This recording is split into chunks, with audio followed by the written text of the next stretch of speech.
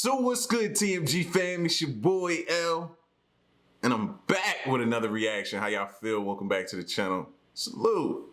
So real quick to update y'all, man. I know a lot of y'all were heard me talk about the other day when I came home, the caution tape being up and cops being everywhere, and me like, yo, did a murder take place? And I told you, my brother-in-law, which my sister, my wife's brother, he used to be a cop, so he went and found out some information. So he stopped by the house yesterday, and I was like, yo, so what's the update? Do I need to be worried? You know what I mean? Do I need to be on high alert? Like, we protected, but I still like to be on alert. So he was like, nah, it ended up being, it wasn't a murder. So I was like, whew. You know what I mean? Still and all at the same time, being like, it's still, you know, being sorry that someone died. But they ended up dying of what I think was natural causes. So condolences, of course, prayers to the family, absolutely, of course, you know what I mean? But that added element of possibly having to worry about, you know what I mean, somebody around here breaking into houses and killing somebody, that was gonna have me strung out for the next good while, you know what I'm saying? So I was gonna be, you know, on that guard dogs ready, sleeping downstairs, prepared, making sure my family is covered, you know what I mean? But, so now that I got that out of the way, and that's pretty clear, and yeah, I might be able to enjoy this Friday. So, we'll see. The next video we're gonna get into is scary urban legends that turned out to be true. All right, let's get to the video. If you're new to the channel, man, please, and thank you everybody for subscribing. Subscribe to the channel. Join us once you join the fam. Join us in acknowledging the haters, man. They out there. So we'll give them a little moment of silence. That's enough. Now run the likes up on them. Make sure y'all hit that like button. Let's go. How you doing? I'm Callan, and this is Slapped Ham. The following bizarre mysteries are sure to freak you out. So hit that subscribe button and get ready for more scary content. Just like this.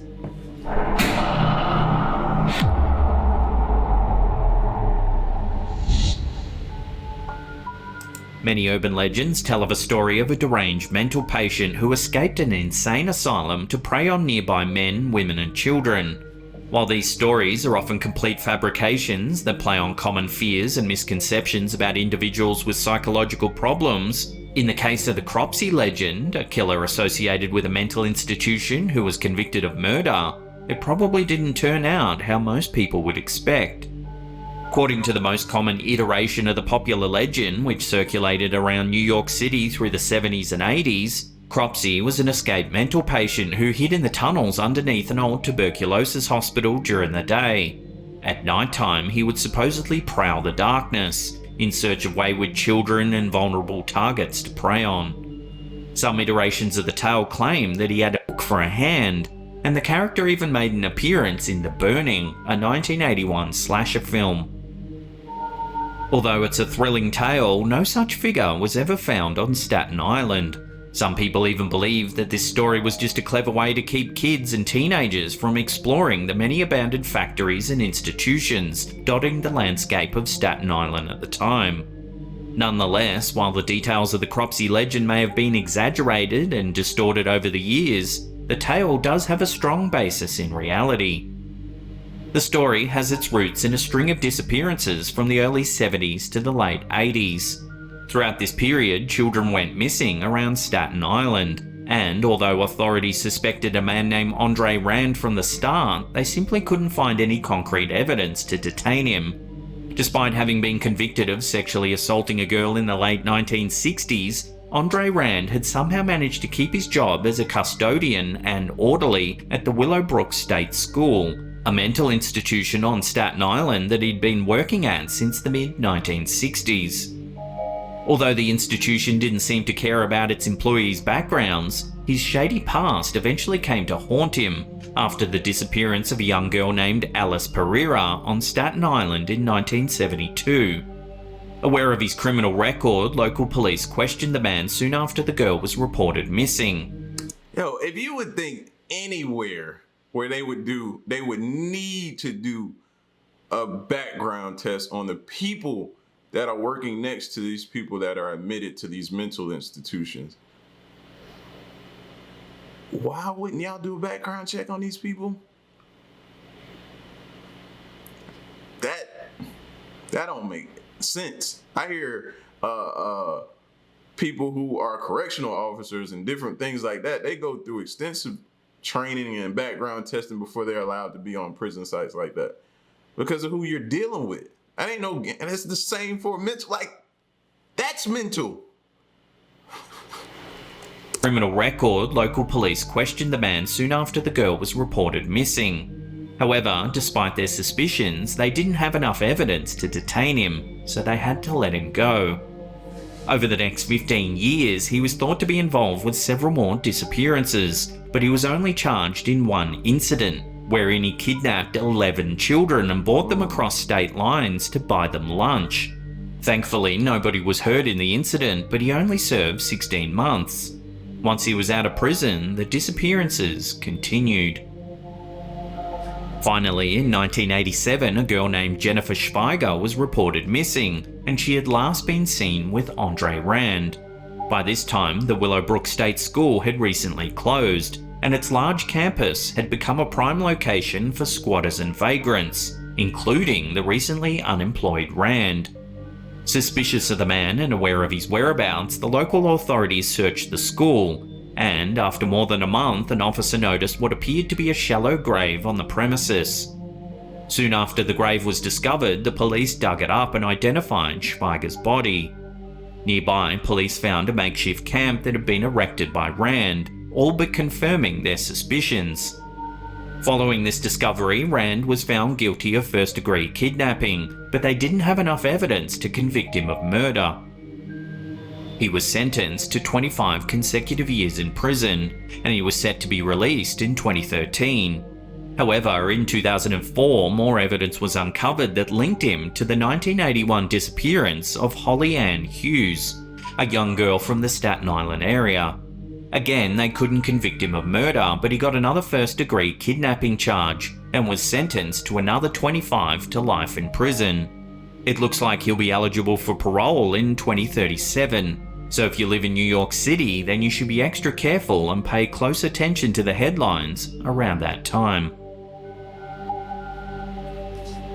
So if you live in NYC, get you a calendar right now, or make you a calendar for that year. Put it on your wall, circle it, highlight it, put it in red, and then be paying attention for this dude's name. Make sure. You know what I'm saying? Protect yourself. Have you ever seen a mannequin that looks so lifelike that you could... Hold on. The camera look like, is it blurring, y'all? Make sure it's not. It's doing something crazy, like it's trying to... If I'm blurry, y'all just keep watching the video. You don't need to see me, see the video. Could have sworn it was a genuine human body. If you have, then you're not alone, and this may explain why so many stories of corpse mannequins have popped up over the years. One fateful day in 1976, a studio was filming an episode of The $6 Million Man at the New Pike Amusement Park in Long Beach, California. A hanging mannequin was obscuring a shot, so one unlucky film technician had to move it so that the crew could continue filming. As he started to get it out of the way, an arm broke off, and it became pretty clear that this wasn't any ordinary mannequin. Within an instant, he noticed human bone and muscle around the broken piece of the mannequin's arm, and the crew quickly realized they were dealing with a corpse. After some investigation, it was... Oh, that's messed up, bro. To draw the task of going to get that down, only to realize it's a real body. Puke would have been everywhere. For some people, bro, who, if y'all ain't never rolled up on a dead body before, don't just sit there and think it's something you can automatically handle. You know what I'm saying? I've been around several. I'm telling you, fam, it's not like something you've ever experienced, bro, and you don't know how you're gonna react to it. was found that the corpse belonged to an old criminal named Elmer McCurdy.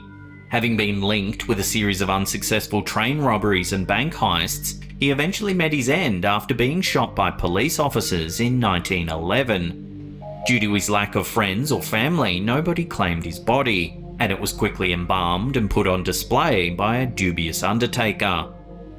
At some point in 1916, some carnival owners posed as McGurdy's brothers to con the undertaker out of McGurdy's body.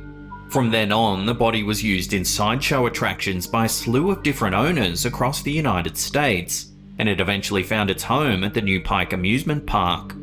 Upon being uncovered by the film crew 65 years after his death, McGurdy was finally buried at a cemetery in Oklahoma.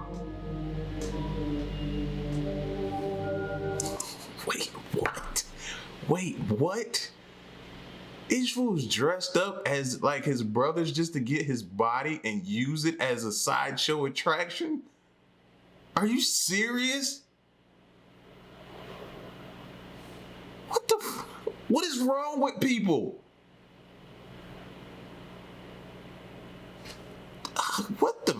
I swear it, bro. I feel like we be living in a twilight zone, man. When you think about some of the things that happen and take place, I'm like, huh? If you've ever been on a road trip, then you've probably dealt with your fair share of questionable motels. Between the drug deals, questionable hygiene, and strange characters that frequent them, there's no wonder that there's so many urban legends that have centered around these dilapidated venues. One of the most common stories describes a family or individual unwittingly spending the night in a room with a corpse under the bed. Still, despite the legends, there were never any verified instances of this happening until a couple booked room 222 at a Memphis hotel in January 2010. Upon entering their room, they immediately noticed a foul odour, and no matter what they did, they couldn't cover it up. Coincidentally, detectives from the Memphis Police Department investigated the motel concerning a missing person case a couple of times over the next few days, but they never checked out the Sargent family's room, and the hotel staff claimed they hadn't noticed anything strange about the room. The missing woman was Sony Millbrook, and she and her family had been staying in room 222 at the motel for several weeks before she had allegedly checked out. Despite having checked out, she was reported missing after she failed to pick up her children from daycare. However, the trail was cold and the police couldn't seem to find a lead. In the meantime, the Sargent couple complained about the room to the motel staff, but they refused to let them stay in a different room.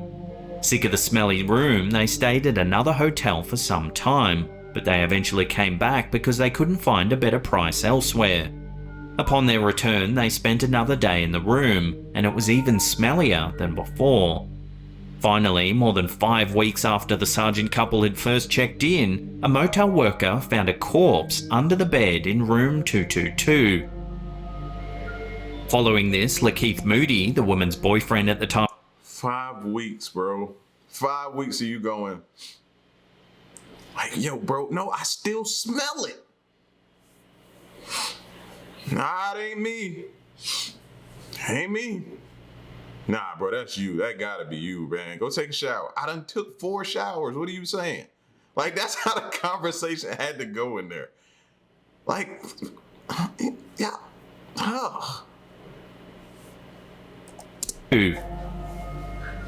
Following this, Lakeith Moody, the woman's boyfriend at the time of her disappearance, was apprehended and sentenced to life in prison for the strangulation of Sony Millbrook. While it's good that the culprit was eventually brought to justice, one has to wonder why it took so long. Why did the hotel staff not report the strange smell to the police? And why did the detectives not check the room in which the missing person had been staying? Because these type of hotels stink and they can't tell one smell from another. Not trying to knock anybody, but that's me thinking, and I don't know, man. I see some of these hotels sometime and I'll be like, nah, man, we not staying there. No, nah, we're gonna go get a nice joint. You know what I mean? Nah, but in my younger days, and I couldn't afford it, these hotels was all you could afford. And me and the homies, like, they would get hotels and we'd be in there gambling. You know what I mean? But you never really thought of stuff like this. And this is prime location for, like you said in the beginning of the video, murders, drug deals, all kind of stuff. Yes, take place in hotels just like these. So the owners be numb to a lot of things, smells, activity, different things. They've dealt with so much by the time, you know what I'm saying? They'd be like, it's just like regular activity to us. What you expect? While some people have conspiracies and wacky theories about both aspects of the case, the most likely answer is plain incompetence. Thus, whether you're managing a hotel or running an investigation, it's always important to remember to follow your nose and leave no stone or bed unturned. Facts. In 1981, rumours started to spread about an arcade game like no other. They called it Polybius and said that it had psychoactive effects like some kind of hallucinogenic drug. While many have said that games have addictive properties, much like a drug, people claim that Polybius gave users a strong psychological urge to keep playing the game. While many variations of this legend exist, most versions of the story claim that the Polybius arcade cabinets mysteriously appeared in various spots throughout Portland, Oregon, and caused a slew of deaths and hospital visits immediately after their installation. Moreover, their appearances allegedly coincided with encounters with government agents and mysterious men in black. Reportedly, users would develop amnesia, hallucinations, insomnia, and other serious symptoms after playing the game. According to the most common version of the tale, all game cabinets disappeared within a month of installation, making the story conveniently difficult to verify for skeptics and journalists at the time. No genuine Polybius arcade cabinets have ever been found, and it's widely considered to be a simple urban legend. Nonetheless, several games have caused physical and psychological symptoms in various individuals throughout the history of gaming. Around the inception of the Polybius rumour, an Oregonian named Michael Lopez had to call emergency services after playing the game Tempest on an otherwise ordinary day. He claimed to have experienced a severe migraine and had vision issues after playing the game for some time. According to a newspaper in the area, I feel like that with Call of Duty, bro. Call of Duty, you gotta move, peek around, shift, move, run, get down, get up, avoid. You be moving so much that I can get a headache playing Call of Duty, bro. Like, I don't know why. But sports games, I'm totally fine with. Madden, NBA 2K, all that type of stuff there, I'm cool with. But it's something about Call of Duty. So I can identify a little bit of what they're saying.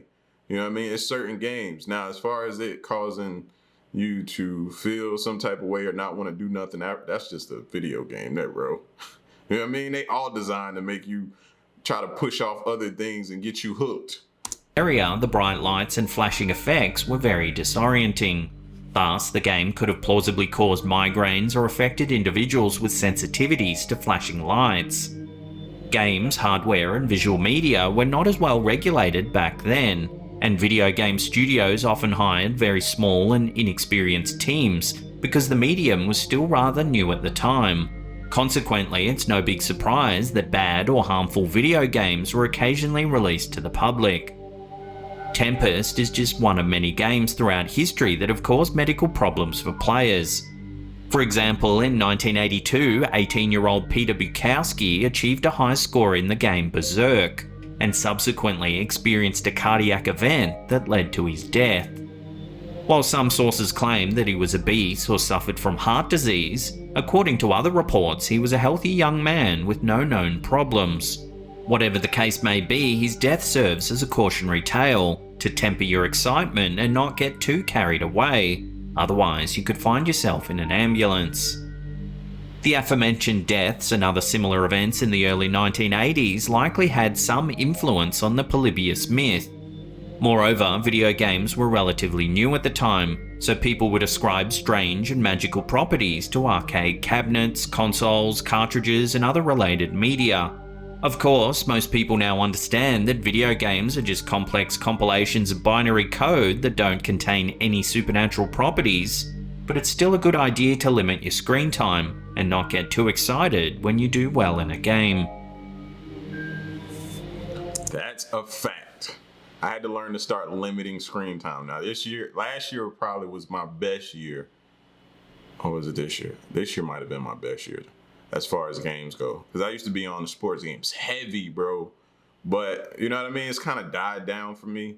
I don't have the time anymore. But back when I was into it heavy, like certain games, like I said, like Call of Duty, oh, bro, I couldn't do it for long periods of times because I'd get a headache. You literally be in it so much and doing so many different things that it would cause me to get a headache. I don't know why, but yeah, and like they said, limit your screen time, bro.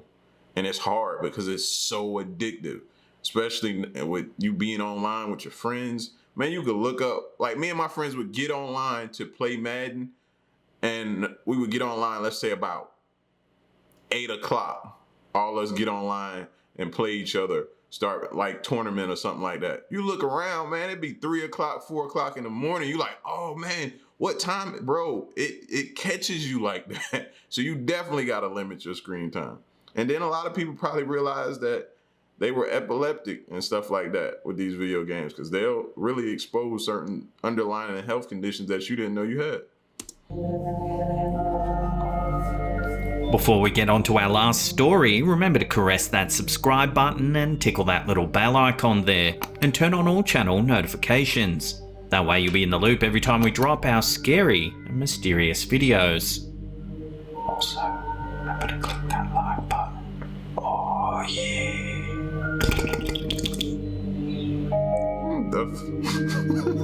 If you've ever worked in a high-rise office building, you've probably heard the urban legend of a guy pretending to test the strength and sturdiness of the windows and accidentally plunging to his death. Dumb. That is the dumbest thing. You gotta call a spade a spade. That is dumb. If you're in a high-rise testing the window to see how strong it is, you are dumb. Don't take offense to it. You should take offense to you doing that. How about that? Don't blame us for calling it a spade, bro. Seriously. Gary Hoy, a securities law specialist at a company in Toronto, plunged from the 24th floor of the TD Bank Centre in Toronto after jumping through a window in an insane stunt that had no real purpose. People have whispered about unbreakable windows in Sky. And I'm not trying to disrespect the dead, no, by no means. So condolences and rest in peace to him, and condolences to his family. Never trying to disrespect the dead. I'm just saying, for those of you who are living and thinking about doing something that is dumb, don't do that. Skyscrapers across the globe for as long as skyscrapers have existed, but nobody ever dared test the urban legend until July 9, 1983. For some reason, on that day, Gary really wanted to liven up the atmosphere for a group of new interns while conducting a routine tour. Upon reaching a conference room, the man claimed that the office windows in the office were impossible to break, and to his credit, he wasn't exactly wrong. As he reportedly done many times before, Gary Hoy took position and slammed himself against the window, but that would be the last thing he would ever do. The window was quite durable. It didn't break after the 160-pound man rammed into it. However, the window did manage to pop out of its frame.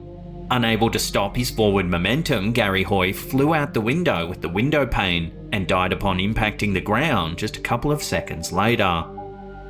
While his death was tragic, thankfully nobody else was injured in this event. The man's recklessness could have easily killed or injured several passers-by if they would have been in the wrong place at the wrong time.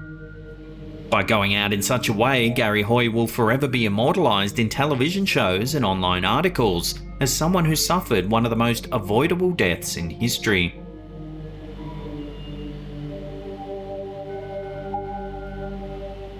Now, if you want some more unsolved... Yeah, that's crazy, fam. To even think that people were... That's a game? To even think that's a game? That's like Russian roulette, fam. Like, no. Don't do... Are you serious? Find something else to do, man. You know what I mean? It's getting ridiculous. I feel like they shouldn't even have windows that big on skyscrapers like that. They should be like them small little bathroom windows where a body, or something small where a body can't fit through it, so nobody can't do nothing dumb. Like, seriously, no. I only give them a little bit of light. They need to get back to work. You know what I mean?